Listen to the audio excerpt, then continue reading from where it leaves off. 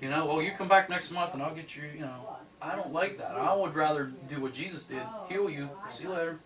You ever have any problems again? And one more than that, one more thing I do greater than that is to teach you how to heal yourself. So we're not to that point yet, but I think we're going to get there eventually. John, you want to shut that door? What if we were all timeless beings that live thousands of lives instead of thinking that we come in here one time, you got to get it right this one time, that's it, you're done.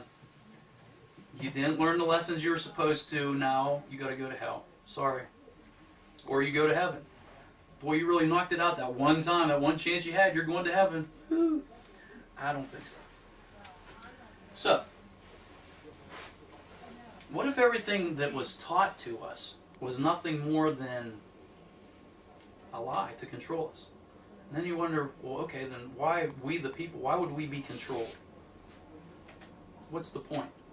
We'll get into every one of these here in a little bit. What if there was a veil, like I talked about, that was before us, that allowed us our spiritual growth? So, what does that mean? Think about if you're an all-powerful God that came into an existence and you knew it. You come into this dense 3D with back pain and you fall off your bike and you scrape your... Would you want to be here if you knew that you could be in heaven somewhere? Heck no. You'd be flying right back to where you came from. So if you put a veil over this physicalness, and now you have 5 senses to get around life and not know that you have these greater abilities, that helps you raise in your consciousness and your spirituality and your being. And you learn these certain lessons of the soul. Okay? I'm just saying, what if? So, those are the questions. Let's go through one. What if we weren't just physical beings that simply lived this 3D experience and then died? So, anybody out there believe that we're only physicalness? I don't think, because you probably wouldn't be here listening to me.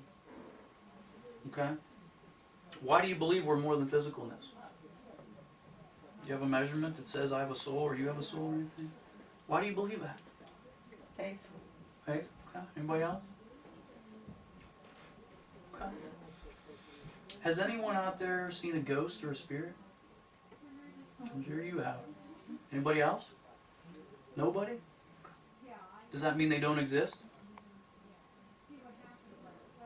Okay. So, what about gravity? Does it exist? How do you know? Which one of your 5 senses do you use to tell you that there's gravity? How do you even know it exists? Sight. What does that mean? Just because that fell on the ground and it's attracted to the ground, how do you know it's gravity? It's just a name. I read it in a book that there was. You read it in a book. Somebody told you that. Right. So you believe it. Right. What told? We don't have any physical. Because we can't perceive it, does that mean it doesn't exist? No. No. Okay. Go back to faith. I go back to All right. So that's my point. So, are there other energies or realities that exist even if we can't perceive them? Well, you can't perceive gravity, but it exists. Mm-hmm. Are there other energies or astral beings, if you will, or free energy that we can tap into that could be out there that we just because we don't have a tool to measure it and we can't perceive it, does that mean it doesn't exist? I don't think so. So, one other thing I want to say about that is many religions believe that we have souls. Does everybody believe that? Or some kind of spirit? Do you believe you have a soul, spirit? Yeah? Okay. Alright. So, I want you to think of it this way. What if? What if God, or God's source, was up here in the cosmos somewhere? Okay? And it's this energy-bodied being, if you will. And what if it's true what the Bible says, that we're spiritual beings living this human existence, and we're made in the image of God? So what if we're a spark of God? This spark of light, and now I have a soul.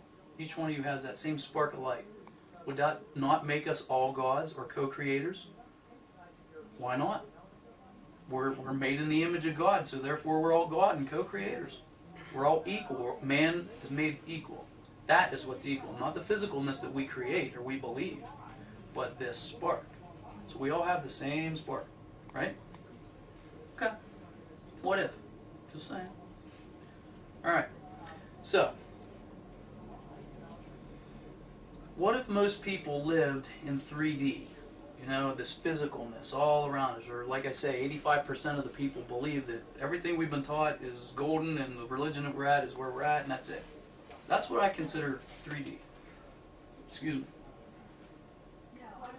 And therefore, you know, some people may perceive us as living one dimension at one time just because of the perception we have in this particular reality on this timeline. So, some believe, and I'm only going to get into a little bit of this because this is you got to really know a lot to wrap your head around this. But some believe that we can live multiple lives at one time and have different realities. Can I perceive it? No. I can't perceive. I mean, I can see that I could do that because as a godlike person, I guess you could. But right now, I think it would be confusing to have a consciousness of myself being somewhere else at the same time and trying to live out this reality. I'm not saying that it's impossible. I think it's plausible and possible. So some believe that. I'm just bringing it up because you have to talk about dimensions with where we're going.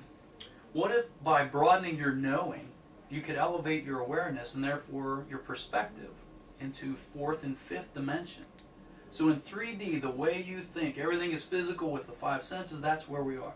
But just by raising your consciousness up enough to have a different viewpoint on life around you, you go to different dimensions. So it's not this freaky thing that you just kind of step out of here, oh, I'm in a different dimension, none of that applies anymore. It's not as freaky as that. I think it's an easy transition to think that just by your viewpoint, you're in a different dimension. So, we're going to get into that a little bit too. So, what prevents and elevates awareness? Everybody wants to raise in their consciousness, and maybe not everybody, but a lot of people want to know the truth. So, what prevents that is fear and doubt. Well, I doubt that I can do that, so therefore, I can't do it. I'm afraid to know any more than what I know right now. I better keep my blinders on because, you know, who knows what's out there. A lot of fear keeps people from, you know, doing things. What would happen if you had this awareness of, okay, let's raise my awareness to go to 4 and 5D. Okay? Just think about it. 3, what if human beings and everything around us that we could see and perceive and not perceive was energy? We perceive it with our 5 senses as physicalness, but actually it's energy. So in other words, if you took this spark and was outside of the physicalness, you could see everything as energy. Things would be so much more simplistic to realize and recognize everything as energy. Alright? Also, what if by knowing the energy centers of the body, the physicalness, by virtue of knowing them, you could heal yourself or have a practitioner heal you through manipulation of these energies? Okay? And is that the type of thing Jesus did? How did he heal people? He laid his hands. So what if he had a higher awareness or a higher dimensional thought process? What if he was in 5D or 5th dimensional thought and awareness and consciousness? And what if that 5th dimensional consciousness was considered unconditional love? And everybody around was in their perfection regardless of the level of their soul growth. And by him knowing what he could physically do with the manipulation of energy, he could heal. What if? How did he do it? I mean, do you ever wonder how Jesus could just lay his hands on people and just heal them? I mean, just a magical thing. Okay, you're healed. Okay. I believe it just because I was told it. You know, you got to think about it maybe. You know? And the different parts of the body are affected by external forces. So stresses or anxieties. Your body, if it's a guidance system and all of a sudden you develop this abdominal discomfort, that's a dis-ease to the body. That's where we get the word disease. So what if, I sit and talk to you and I find out that, you're under a lot of stress right now and it's focused right there. What's this stress from? And as I said before, is it your money? Is it your finances? Is it your power? What is this? And by manipulating this, I could actually help heal you. But going one step further, what if you knew your own body system and could heal thyself? I really think that that's where humanity's going in this direction. So just by recognizing when you have an ailment and what location of the body, this could help you heal yourself. Okay? Now, again, the human body is a guidance system. Would we need doctors anymore to heal us? Would we need pharmaceutical companies with their deep pockets to rely on for their medicines that they make billions of dollars on if we could heal themselves or thyself? I don't think so. So, what if we were all timeless beings that live thousands of lives, like I suggested earlier? Can that explain deja vu? Has anybody had that?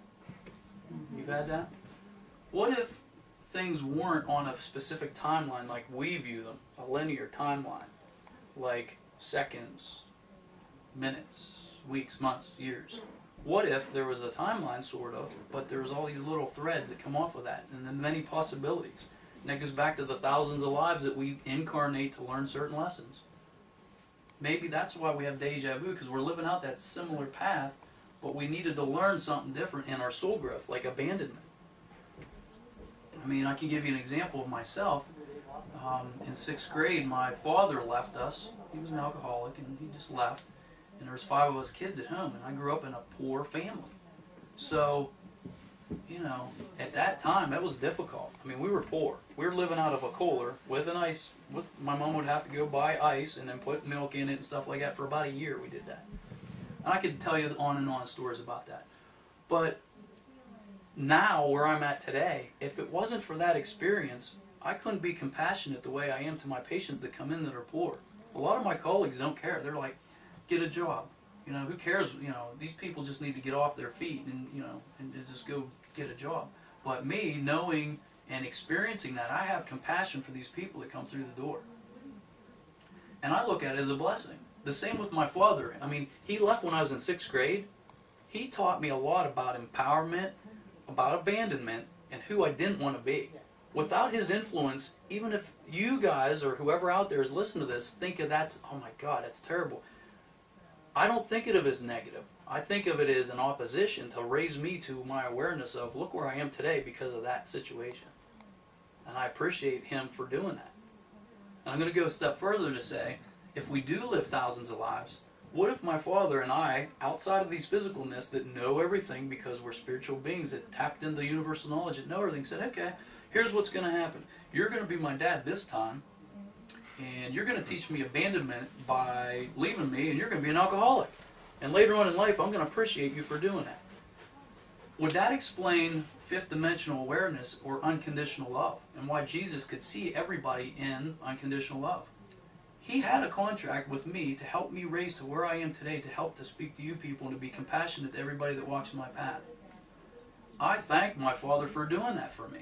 And it's a lot easier to view it that way than to think, oh my God, he is a bastard. Why did he do that? Look what he did to my mother. I can't ever think of it that way. I think I wouldn't be the person I am today if he didn't do that. So how powerful is that? To see things and everybody and every soul growth in unconditional love and perfection. Even the most heinous crimes. That person incarnated to do that particular act, even if it was Hitler or anybody else. You need to look at it in the eyes of what blessings came out of it.